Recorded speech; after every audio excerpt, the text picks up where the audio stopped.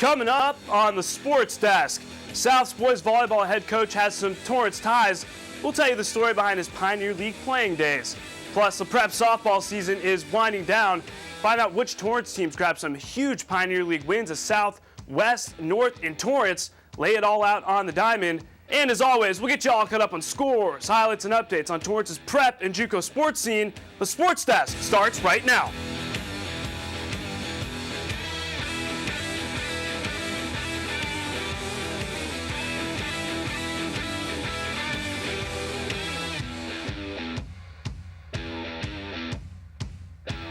How's it going, Torrance? Welcome to another week here on the Sports Desk. I'm your host, Collin Kushner. Hit me up on Twitter. That's at Collin Kushner with any pics, video, or anything sports related here in the South Bay. We have a jam-packed show for you, so let's get straight to it. On the softball diamond, the Torrance Tartars and West Warriors meeting up for the first time this season. The Tartars are 6-4 their last 10 meetings, averaging over 7 runs per game, while the West Warriors, they have won 7 of their last 10. Torrance won the last meeting between these two teams 8-2 back in 2013. Top one, no score. Marissa Moreno strikes out Daisy Vafanua. Moreno heating up.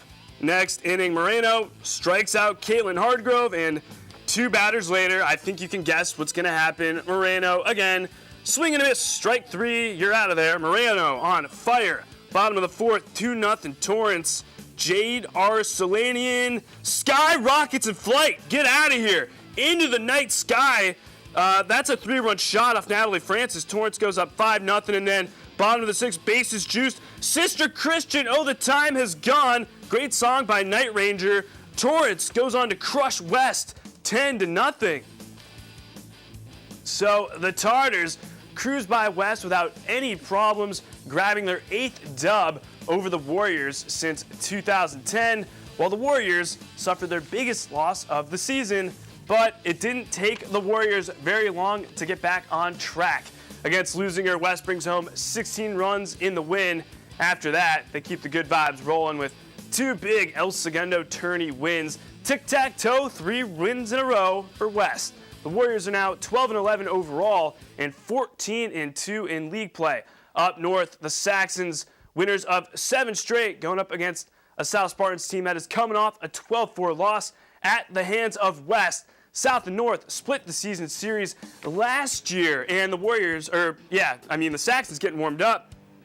Top one, no score, 2 on for North. Rachel Sandoval hits a deep ball to the center field wall. Kendra Marzioni advances to 3rd. Next batter, Desiree Moreno hits a chopper, and Marzioni slides in, but the ball's going to get past the South catcher, and Sandoval is going to come in and score. North up 2-0.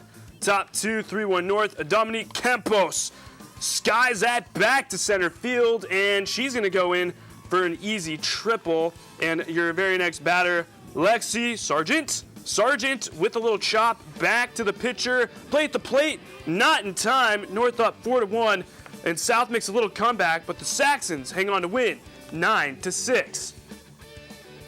North outlasts the Spartans in their first meeting of the season. In 11 games since 2010, North has won 8, while the Spartans have just won 3. North continues their winning ways with a 14-0 win over Centennial and a 10-6 win over El Segundo. That's 10 straight wins for the Saxons, who remain perfect in league. Down south, the Spartans going up against the Torrance Tartars for the 2nd time this year. Torrance won their first duel back in mid-April, 3-0. Torrance trying to grab their 3rd win in a row, and the Spartans looking to avoid their 3rd straight loss. I guess just a game of threes. Torrance outscored the Spartans 21-4 in the series sweep over South last season. Top 1, no score. Marissa Moreno strikes out Georgia Benoit. You'll hear more from Moreno. Top 2, Moreno again strikes out Kayla Averill. And then, just like I said in the last highlight, you can guess what Moreno's going to do here. Swing and a miss, strike 3, you're gone. Moreno would have 15 in this game. Bottom 2, still no score. 2 on for Torrance. Desiree Medina, boom sauce. That's out of here over the white picket fence. Torrance up 3-0. Bottom of the 3rd, same score. Jade Arcelanian says, hey, What you can do, I can do better. Arcelanian swings and goes down the left field line. That's gone. Torrance goes up 5-0 and doesn't look back as they down south 5-1. Marissa Moreno's 15 punch-outs lead the defensive effort for Torrance. And let's not forget about Desiree Medina and Jade Arcelanian leading the offensive charge with 2 homers. So Torrance grabs their 3rd straight win, and South drops another. The Spartans haven't beaten the Tartars since 2012. Over at Bishop Montgomery, the girls' softball woes continue. The Knights fall to Village Christian 21-6. That's Bishop's 3rd straight loss as they drop to 4-17 overall. All right, everybody, when we come back, we are going to take you to the baseball diamond with the Torrance Tartars and North Saxons duke it out in their first 2 meetings of the season. You won't want to miss it.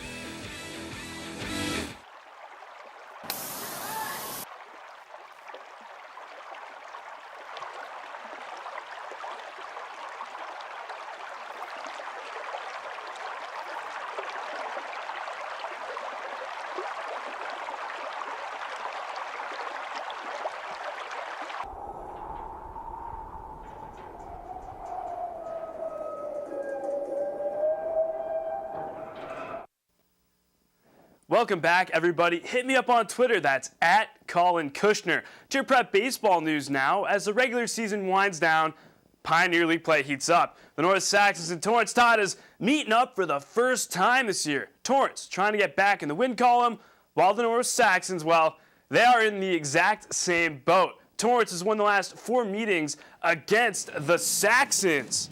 Let's pick it up in the top of the 6-2-2. Alex Gallegos lays down the bunt, and 1 run's going to score. Torrance up 3-2. Next batter, Connor Smith. And it's great defensive play by the shortstop for North, and it's a little pickle play here, and the Torrance Tartar player is like, oh, I'm going to go back to 3rd, and he's like, oh, I'm going to go back, and he's going to get tagged out here. I'm tired just watching that. Bottom 6, same score. Ricky Morelos hits a line drive to center, but the Tartar center field with a huge arm. Morelos is out. Wow, what an arm. North still down by 1 in. Bottom of the 7th, Owen Kennedy, and he singles, and Ryan Kagawa and Devin Nakagawa are going to come around and score. That's your walk-off winner. North wins in dramatic fashion over the Tartars, 4-3. So the Saxons grab their first win over the Tartars since 2012 when they split the season series. Let's head to Kendall Field for the last regular season meeting of the year between the Saxons and Tartars. We'll pick it up late in this game. Charles Grant on the bump for North. Gallegos on for Torrance. Bottom 6. Tartars up 2-1. Ryan Siebert steals second base. Dirties up his jersey, but who cares about that? Charles Grant walks Martin Baltanegro. 2 on for Torrance. And the very next batter, Tyler Mazzulli for the Tartars. And check swing, strike 3. You're out of there. Let's throw it to first for insurance purposes. Grant and North get out of the jam.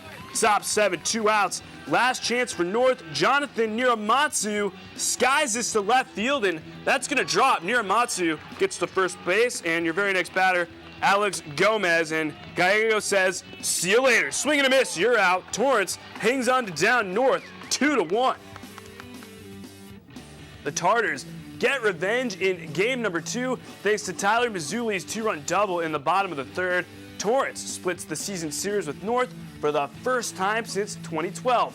In the Redondo tourney game, Torrance beats down Santa Fe 13-2. For the North Saxons, they fall again in their Redondo tourney meeting to Palos Verdes in extras. Meanwhile, down south, the Spartans get back in the win column after that loss in the Chatsworth tournament to Chatsworth. Grady Sane and co. get the train back on track with an 11-5 dub over Lusinger. A 10-run 3rd inning downs the Olympians, and in their Chatsworth tourney game, South beats down Granada Hills 8-1 behind 2 ribbies from Kawika Hubble and 2 more from Evan Brock. Out west, the Warriors having themselves a nice first season as members of the Pioneer League. Coach Sueva and co., winners of 3 straight, trying for that magical number of 4 against the Apache. West, 7-2 in the month of April, averaging 7 runs per game. Bottom of the 3rd, Warriors up 2-1. Jackson Cooper takes off for second. He's good. And Cody Whistler, who's still at the dish, he's going to hang out for a sec, and then singles to right. Jackson Cooper rounds third. The helmet flies off, but he's in no hurry to go back and get that. West takes a 3-1 lead. Bottom of the sixth, West up 5-3. Cody Whistler again doubles. 2 runs scored. The Warriors up 7-3. Same inning, West up big. Josh Williams crushed into the outfield, and 1 run's going to score, and then I had to cut this because Williams does the unthinkable, rounds second, rounds thirds, and that's an inside the park home run. Haven't seen that since Griffey 98 on N64. The Warriors hang on to crush the Apache 13-3. West gets that lucky number 8th win to end the month of April over Centennial, and their next game with the Apache, totally different score, but similar results. Cody Whistler goes 2 for 3 with a 2-run bomb, and Trevor Mallett says, hey, I'll follow suit with a 2-run jack of his own in the 9-zip win. West grabs their 5th straight win, shutting out their opponents 5 times this season as they remain perfect in Pioneer League play. Rounding out your prep baseball news, just like I seem to do on every show, the Bishop Montgomery Knights. Bishop has won 2 huge league games over St. Bernard, trying to keep that dominance of the Vikes in their 3rd and final meeting of the season. The Knights outscoring the Vikes 11-5 in their first 2 meetings of the season. Bottom 3, no score, bases juice for Bishop, and Liam Kent gets walked. Patrick Coley's going to do the easy trot home. No problem. Bishop up 1-0. Next batter, Corey Caldwell. Singles to center field. Another run's going to come around and score. The Knights up 2-0 and tack on 2 more in the inning. Bottom of the 4th, 4-1 Knights. Patrick Coley on first, and Dominic Johnson lays down the bunt. Johnson, run and gun, and slides in safely to first. What an effort by Johnson. And 2 batters later, Liam Kent. Kent is going to take this all the way into the outfield for a double. 2 runs are going to score. Bishop takes a commanding 6-1 lead, and they don't look back, downing the Vikings 9-1. The Knights sweep the season series with St. Bernard with the big 9-1 dub. Pitcher Liam Kent strikes out 3 over 6 innings and drives in 3 runs in the much-needed league win. In their next game, Bishop keeps out offensive firepower with a 15-0 blowout over Chadwick. Bishop is now 11-13 overall and 2nd place in the Camino Real standings behind that fairy tale of a school, Mary Star of the Sea. All right, everybody, when we come back, South High's boys volleyball coach has some Torrance roots that may surprise you. We'll tell you more after the break. Get your popcorn ready. Why is my son having trouble in school? Finding lowest airfare to Istanbul. No, I'm tired of fighting with my son over his homework. Home, walk, restaurant. Need a review? No. He's smart, but his mind wanders. 7 wonders of the world. Why don't you understand me? I do. I was trying to show how Connor feels every day. Redirecting to understood.org. Join parents and experts at understood.org, a free online resource about learning and attention issues to help your child thrive. Welcome back. Hit me up on Instagram. That's the SportsDesk TV. To prep volleyball now, South and West have faced off twice so far this season. South took their first meeting 2-1 in a preseason Redondo tourney match. In their first Pioneer clash, the Spartans brought out their brooms and swept the Warriors. South, winners of 2 straight Pioneer League matches, while West looking to get revenge from their first 2 meetings with the Green Squad.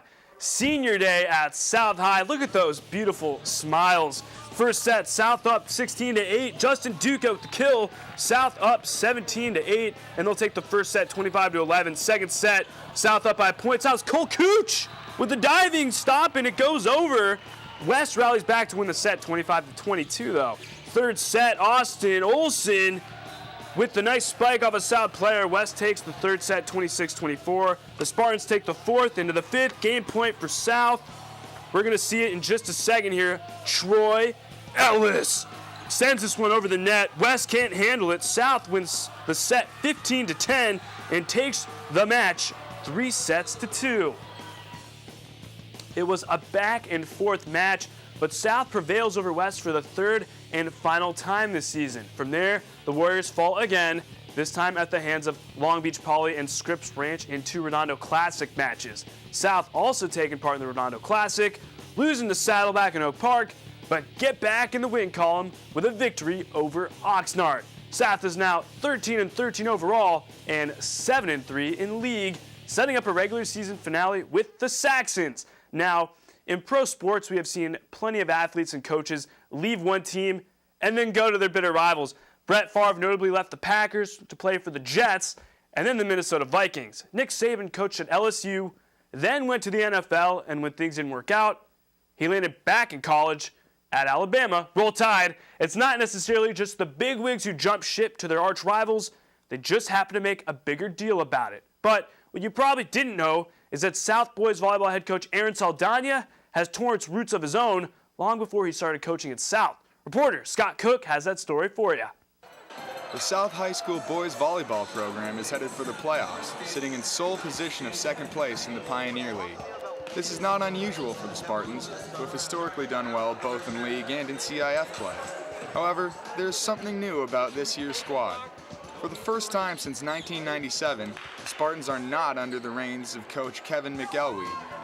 First-year head coach Aaron Saldana is at the helm of the Spartan squad, and he brings something new to South, something they haven't seen for 18 years. He's a lot different from the last coach. Our last coach is pretty mellow most of the time, and our new coach Saldana, he gets really hyped up, and yeah, it's a lot of energy. It's completely new, but I love it. It's changed. It's fun. It's interesting. So it's been a great season. I'm actually lucky to have a young group of kids. That way we can just learn and grow together and just get better together. I feel like this is my calling. Being a teacher, I've always wanted to do. I've always wanted to work with young adults and just try to make a difference for them.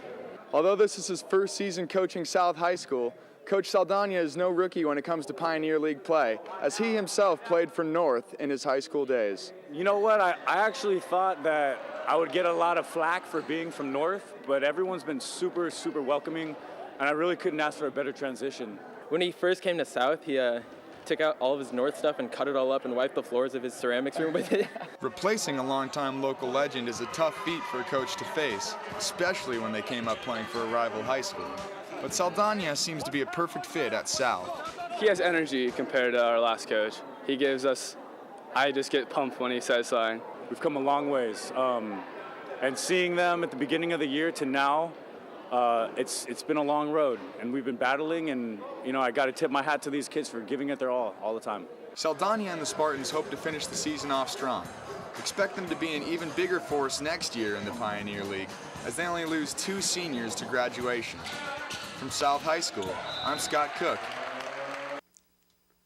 Thanks for that, Scott. Meanwhile, over at Torrance, the Tartars entered the Redondo Union Tourney Classic riding a 15-game win streak. Yeah, I said 15 straight wins, 9 of those Pioneer League matches. Their last loss coming all the way back in early March to the Palos Verdes Peninsula Panthers. Did you see what I did there? Tartars, Panthers.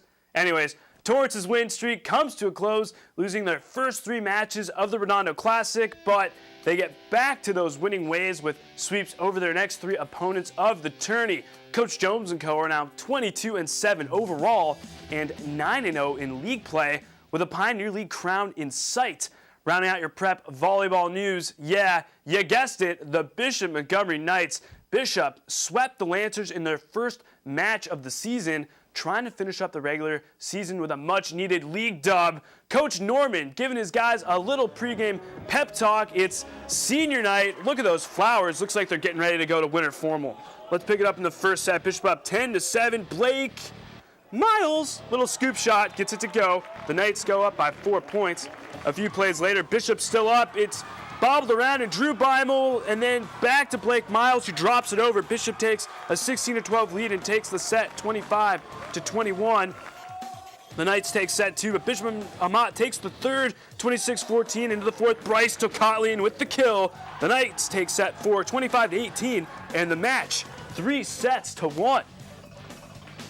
So Bishop sweeps the season series over the Lancers and finishes off the 2015 regular season in second place behind Cathedral. There comes a point in time as an athlete when you move on to that ever so nerve-wracking next step. For some, that means playing in college, professionally, or like me, just for fun. To quote my parents, once you get to high school, the years just pass by. As much as it pains me to say, they're right. 4 years of high school gone with just a snap of the finger. At least that's how it felt like for me. The Knights said goodbye to more than half of their squad who played in their final regular season home match, rocking the gold and black. Kiana Martin has that story for you. What better way to finish your regular season success than celebrating your seniors' final regular season game? That can only mean one thing. Senior night here for Bishop Montgomery's volleyball team. It's our last game at home, so it's kind of like a goodbye. So our motivation and our expectations are kind of raised a little bit. The boys finished off their final pre-playoffs matchup against Bishop Amott with the win. And Coach Norman made sure each senior got their own time to shine here on the court. We're going to miss those guys. Got a lot of them in tonight, which was nice. Like to make a lot of jokes and have a good time and, you know, dance around and dribble the ball while we're supposed to be serving and stuff like that. So, you know, they're always entertaining. You know, knowing those guys that well for 4 years, it's tough to see them go. But I look forward to continuing this season as long as we can, so we don't have to get rid of those guys yet. Coach Norman will be saying farewell to 11 seniors. But regardless what outcome lies ahead for Bishop, the seniors will always remember the excitement and friendships left here on the court. Stepping out onto the varsity court for the first time as a varsity player, you know, it's really nerve-wracking, and now I can just walk out and see all my fans, see all my friends, and just, you know, have a good time. So I think I'm going to probably miss the fan base. The student body, I think the fans here are really great, always coming to support us, cheering us on. Yeah, I'm going to really miss that. Senior night may be all fun and games, but now it's time to start focusing on playoffs, which will be our last time seeing these 11 graduating seniors here on this court. Bishop will be continuing on to the playoffs with the intentions of returning as CIF finalists for the second year straight. Now, since we're going into playoffs, it's a little more serious. We got to get back into practicing a little longer than we used to. And I don't know, it's just a different type of volleyball. It's more competitive and single elimination, so it could be our last game, any game. Season may be coming to a close, but regardless what direction this team lands, their success, friendship, and memories will never be season ending. From Bishop Montgomery, I'm Kiana Martin, reporting for the Sports Desk. Thanks for that, Kiana. Now, staying with the Bishop Montgomery Knights, 6 athletes signed their letters of intent in 4 different sports to continue their athletic careers at the next level. Drew Beimel, Tim Beaver, Austin Cole, Christine Delapina, Liam Kent, and Alex Ray all signed their lives away to their respective sports. Parents, students, and faculty packed the gym as these now young men and women made their commitments to succeed at the next level. I spoke with a few of the athletes and their parents. Let's just say there's plenty of excitement in the air. I'm really excited. It's going to be a new experience, a new place. It's definitely going to be one of the things I look forward to. It's a real thrill. I think a bigger thrill for me than it is for him. I've really enjoyed the process, the whole playing the games and watching the games, but then the whole recruiting thing and getting courted and all that stuff. It's really cool. I'm really excited. You know, I'm just so blessed to be able to play basketball for 4 more years competitively. It would have been hard to give the game up after this year, but I'm glad I can continue to play in college. I get to visit my family whenever they want. They get to come to my games. I get to come back and watch my old teammates play here, so it's nice. Once again, I would like to give a big congratulations to every athlete out there that signed their national letter of intent to play their respective sport at the next level. What an exciting time for these young men and women, and it really shows hard work does pay off. All right, everybody, we are going to take a quick TV timeout. When we come back, the El Camino Warriors softball squad looks to carry that regular season momentum into the playoffs in a first-round series with Fullerton College. Stay right where you are.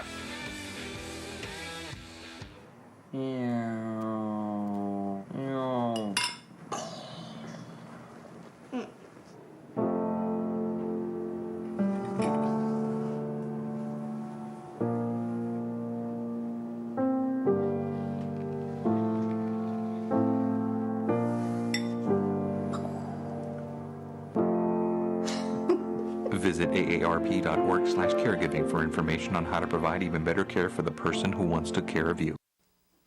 Welcome back. Remember, if you have any story ideas, shoot me an email. That's the SportsDesk at torranceca.gov. To your Juco sports news now, let's do a little 2015 season recap for you.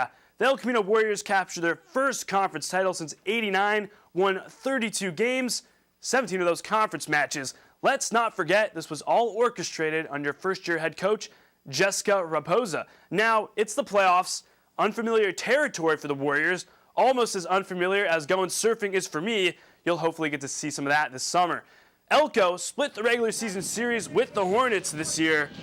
Top one, no score. Oh, there's Reina Trejo coming in for the circle. Now, top one, no score. Reina Trejo strikes out Anissa Laura. Trejo feeling it early. Bottom of the third, still no score. Tori Garcia singles up to right center field. She gets to first, no problem. Next batter, Kristen Romero. And Romero says, get out of town. But not really. It's going to go all the way back to the fence. And Romero's going to have a triple. Garcia comes around to score. Elko up 1-0. Next batter, Gabby Fortiani hits this, and the play can't be made. Romero scores. Warriors up 2-0. And that's all Elko needs as they shut out Fullerton College in game 1 of the series. 2-0. Reina Trejo with a phenomenal performance in the circle for Elko. She fans 2 Hornets and allows 0 runs in the Game 1 dub. But the Lady Warriors keep on cruising. They put up 8 runs in game number 2 to take their first round series over Fullerton College. Reina Trejo pitches another gem in the circle, and former North Saxon Gabby Fortiani collects 2 hits and 3 ribbies in the win. Big thanks to Alyssa Olveda for sending us the last out of the game. Elko accomplishes something that hasn't been done in more than a decade, advancing to the 4-team Super Regionals, setting up a date with Citrus College. All right, everybody, that's going to close the books on another week here on the Sports Desk. As always, we are available on Facebook, Twitter, and Instagram, and if you just feel like saying hi, you can do that as well. Thanks again to everybody at CitiCABLE for helping me week in and week out, and a happy Mother's Day to all of you moms. Take it easy, Torrance. We'll catch you next time.